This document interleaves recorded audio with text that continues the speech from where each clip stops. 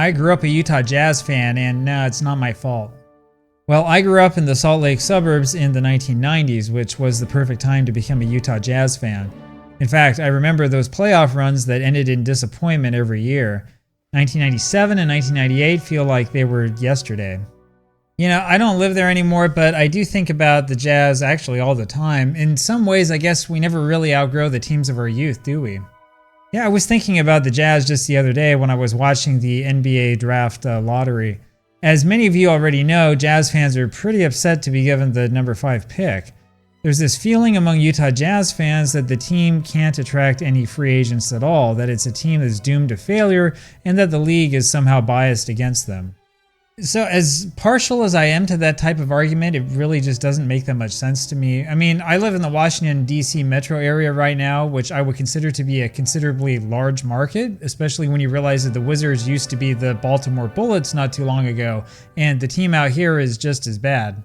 Actually, if you look at the history of the Utah Jazz franchise, you would think that the NBA was favoring them, not punishing them. It's a team that went through dozens of good years, and I mean dozens.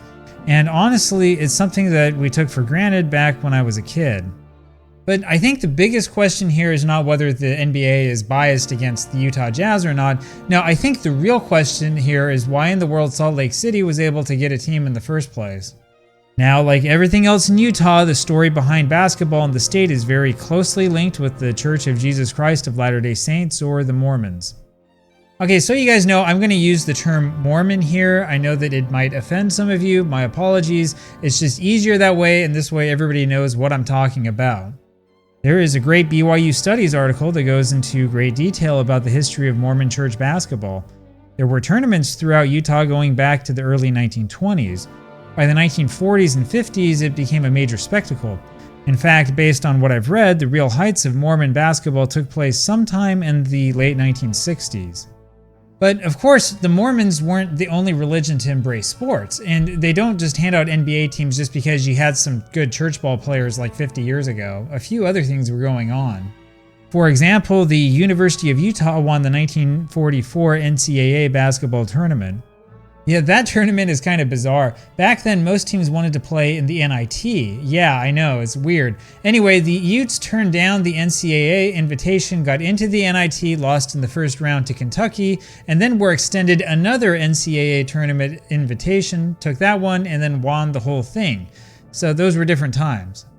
Well, the Running Utes then won the NIT tournament in 1947. They were led both years by Wataru Misaka, who's the son of two Nisei, or second-generation Japanese Americans. He was only 5'7". Misaka became the first non-Caucasian player in the Basketball Association of America when the New York Knicks drafted him in 1947. The BAA, of course, eventually merged with the National Basketball League to form the National Basketball Association, but I'm sure you knew that already. And of course, it's ironic that the man who broke the whites-only code of professional basketball played his college ball in Utah, of all places. As you may or may not know, this was at a time when the Mormons still embraced racially charged teachings. Times were certainly a lot different back then. But funny enough, even the University of Utah's success really doesn't have much to do with professional basketball going to Utah. Actually, we've got to go up to about the early 1970s to figure that part out. Well, most of you know at least something about the American Basketball Association.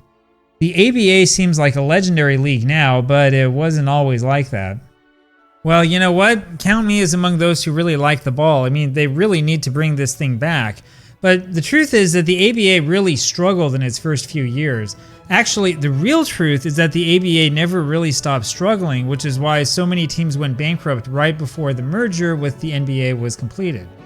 One of the first ABA teams was this one, the Anaheim Amigos, founded in 1967. They played their home games at the Anaheim Convention Center, which was right across the street from Disneyland.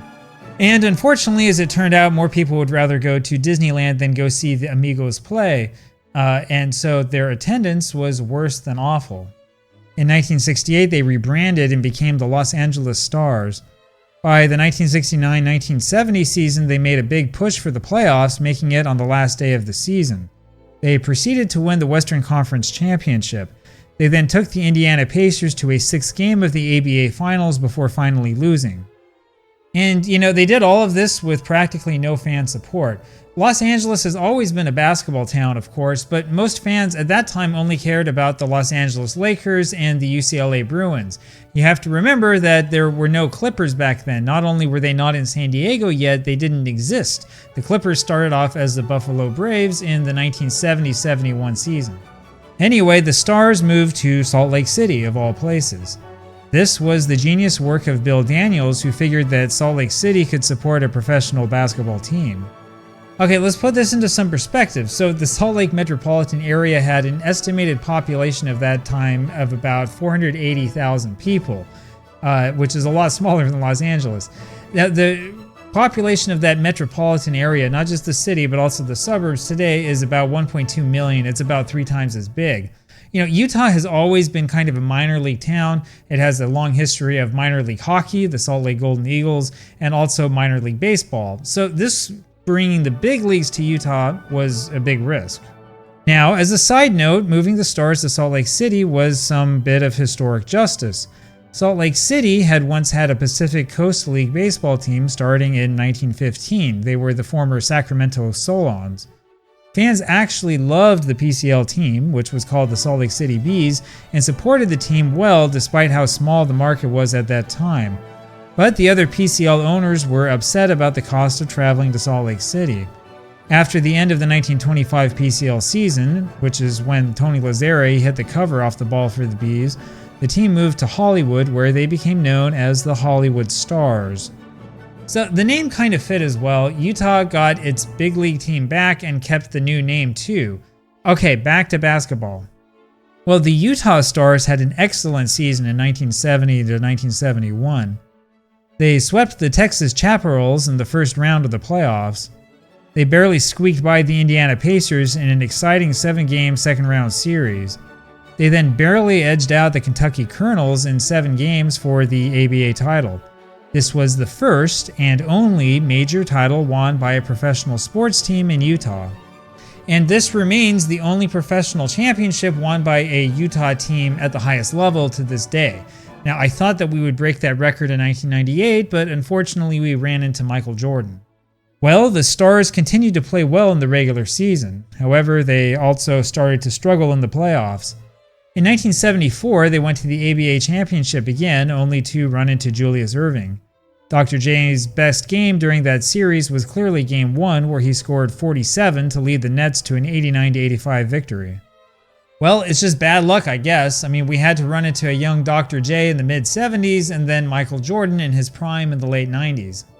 But the luck got worse right afterwards. The Stars managed to sign high school superstar Moses Malone the next season. However, they lost to the Denver Nuggets in the first round of the playoffs that year. The next season, the Stars had difficulty making their payroll. The owner desperately tried to save the franchise by selling off his star players. However, they had no luck in the end, and they folded months before the merger. Well, that's where the tradition started. Now, it's not like the NBA did extremely well in Utah. In fact, after the Jazz moved to Salt Lake City from New Orleans, there were rumors for years that the team would move to Las Vegas. But that is a different story for a different day. And, in the end, it was the success of the Utah Stars that proved that Salt Lake City could have a successful team. And there's no reason to believe that the Jazz can't be successful in the future.